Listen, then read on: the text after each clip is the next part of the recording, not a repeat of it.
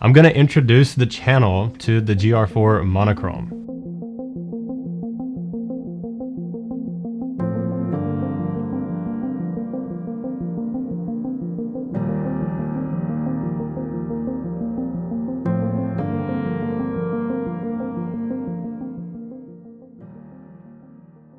This is a pocketable camera, APS-C, and it has one focal length. And also, it shoots absolutely no color whatsoever, and it costs $2,200.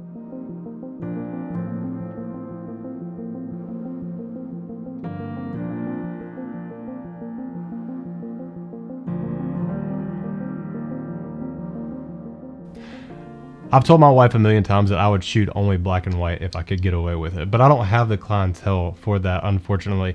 But what I do all the time through all of my cameras, other than at weddings, is shoot black and white on the screen over raw images. So whenever I bring them in, they're still color, but I shoot in black and white because it helps me isolate the subject, and I can see my framing, composition, and lighting so much better. And that's probably what drove me to get a black and white only camera. I've wanted one for years, except most of them cost way too much.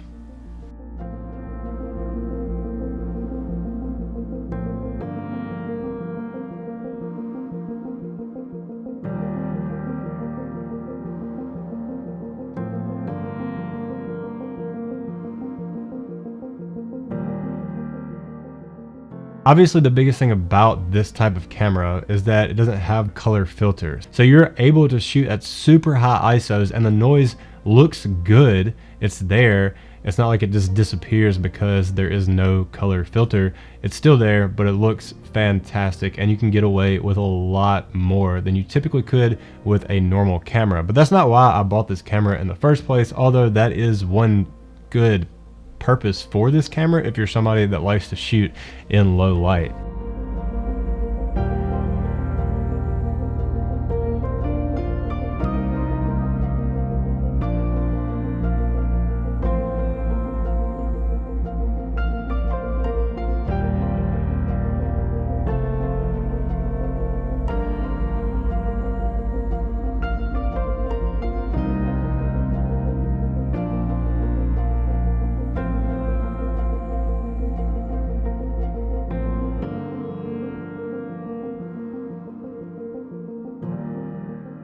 I've shot all the way to 409,000 ISO just to say that I did it, and I usually shoot in some dark areas around 20,000 ISO. Here's an image at 20,000. It's pretty clean in my opinion. The 409,000 is not clean, but you can still take an image at 409,000 in pitch black, which is wild.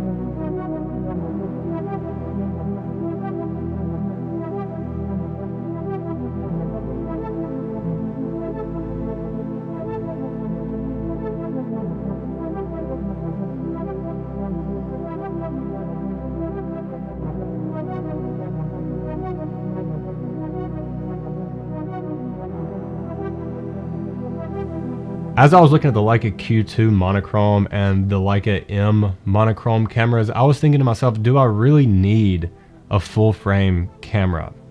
And that's when it dawned on me that I'm shooting at f8, f11, f16 a lot of the times whenever I'm documenting in monochrome, because I am so set on composition, lighting, and framing that my aperture doesn't really matter that much. And the fact that you can shoot in such a low light area, it doesn't really need anything like at a 1.4 the full frame, although that is nice to have. The way I shoot black and white is completely different than the way that I shoot in color. And I feel like that negates the whole entire reason to have a full frame camera, especially whenever you can shoot in low light situations with a camera like this. So the answer is no, I didn't need a full frame, and luckily Ricoh decided to come out with a monochrome camera at a fraction of the price of the other ones.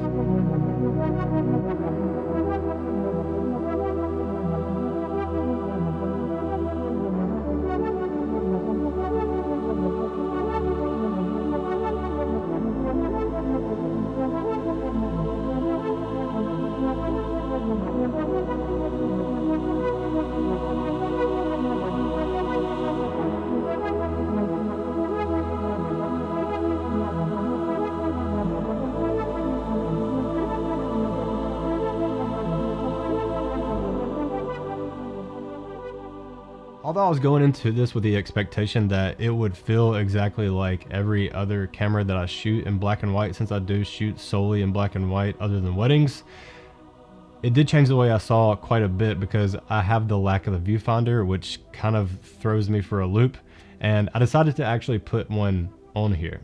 So this is what I ended up putting on it, and it's really great because I shoot from the hip so often. Freewell actually makes a thumb grip that actually has a cold shoe on top of it, so you can put this on there, which is really convenient. I also went with the Freewell lens hood. I love the square part of it, and I like the fact that you can change the filters out very, very quickly.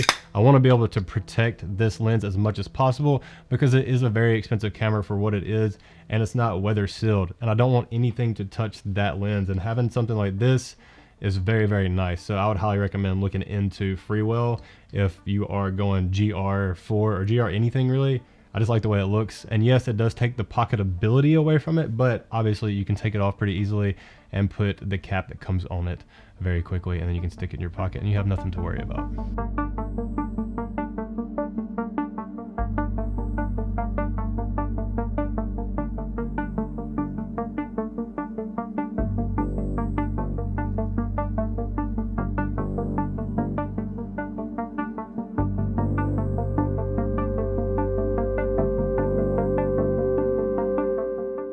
As of right now, I've shot over 3,000 images with the GR4 Monochrome, and I have to say that every time I pick it up, I'm more and more impressed. I love having the ability to use the built-in red filter, and it also acts as an ND filter, so I can actually slow my shutter speed quite a bit more than I typically would without that.